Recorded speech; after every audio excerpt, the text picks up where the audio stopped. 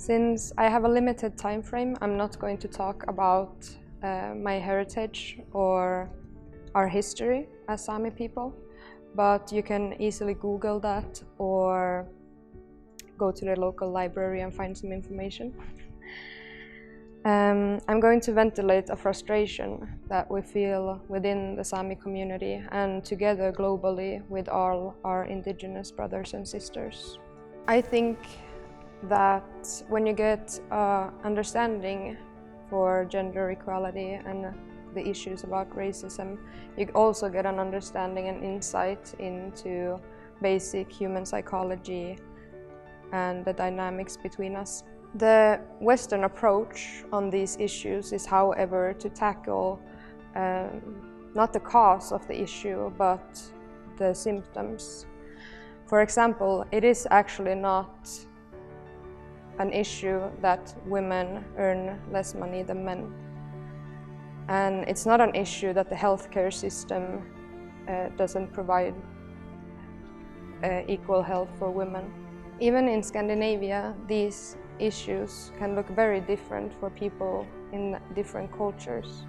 For example, in reindeer herding families, the issue is not that men earn more than women, because in our houses and in our families, then it's actually more valuable to take care of the reindeer. So it's actually the women who are working for the money and for the income. And the healthcare system doesn't provide for Sámi men in the same way as for Scandinavian men in the Scandinavian healthcare system.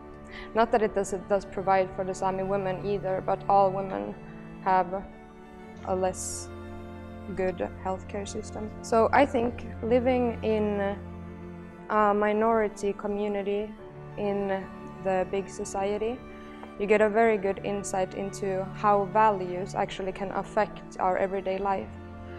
And I think if we take this approach and look at bigger issues like climate change, for example, then we can see that this is an ongoing pattern within the Western society to look at the symptoms. So the indigenous people worldwide have actually fought climate change for many, many generations already. Then you might ask, how can you have fought climate change? Because global warming is a recent issue. But I would say that's a symptom. And I actually sometimes even thank global warming because that opened so many eyes. Because what we are actually doing and what it's a symptom of is the violation and abuse of Mother Earth. And now you might also ask why I insist on talking about gender equality and climate change, two huge topics, in one short talk. But it's because I think what is happening globally on our Earth might be a feministic rebellion from Mother Earth. Because if you have suffered that much violence for so long, then it will start to build up inside you, and the reactions will come later. And this is, I think, what is happening within the feministic movement. And I don't think it's a coincidence that people have been calling Earth for Mother Earth, because we can also think of her as a feminine entity that has had enough. So that's my approach on climate change. I think it's the core values that we have and that we have to change. It's not the symptoms that our Earth is getting warmer or that different species are dying. It's really sad and this opens people's eyes, but the actual issue is that we are not respectful of the Earth. And we are not respectful of our women either, in the same way. So I guess that was my core message. And these are two topics that I'm really passionate about. But I kind of also promised to talk about my community and my view of community. So it is something that I've experienced is that a lot of people feel the lack of community and togetherness in today's society. And I would say that I can feel that too sometimes, but in a very, very different way.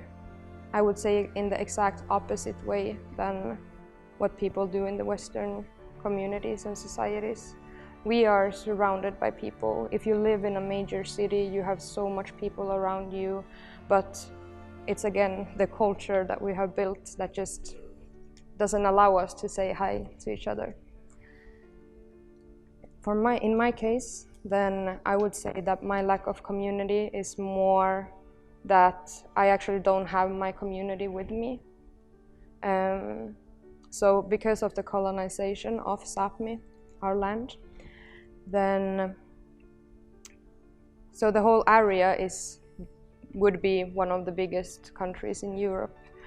But what has happened is that we might have 1, 2, 3 Sámi families in one city, and that if something can feel very lonely, because you have to put on someone else's dress, someone else's clothes and values and culture every day to feel accepted.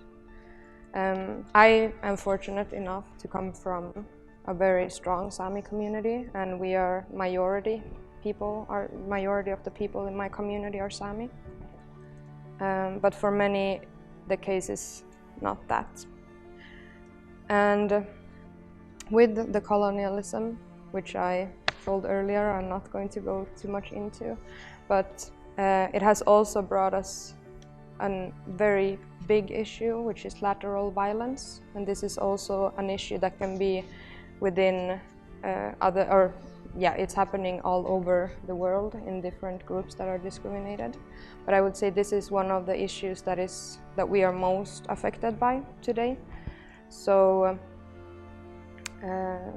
there is many internal conflicts, and all the cause, I think, comes from the frustration of not being able to control your own life, and you just take it out on the people that you actually have some power over,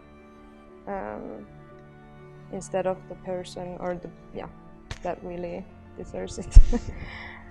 So being alone in a being alone in a big community as a Sámi person you might be a very easy target for racism. And a lot of people ask me, how come you face racism when you're white? And we have the privilege of being white, but at the same time, as I said, we have to dress in someone else's values. And as with all kind of racism, discrimination, abuse of women, the fault is never the victims, but always the people who are discriminating. This I just wanted to make clear.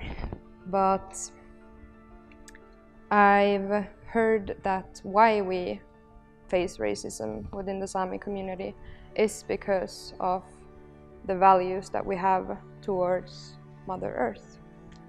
Because we want to protect her, because we don't allow exploitation and the well-being of today's society.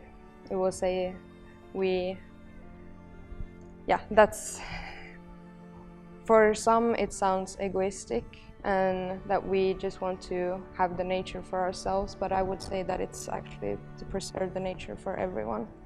We are fighting for the rights, not only for us, but for every living being on this planet, so for people, animals and plants to actually live. And I just want to ask you one question before I end.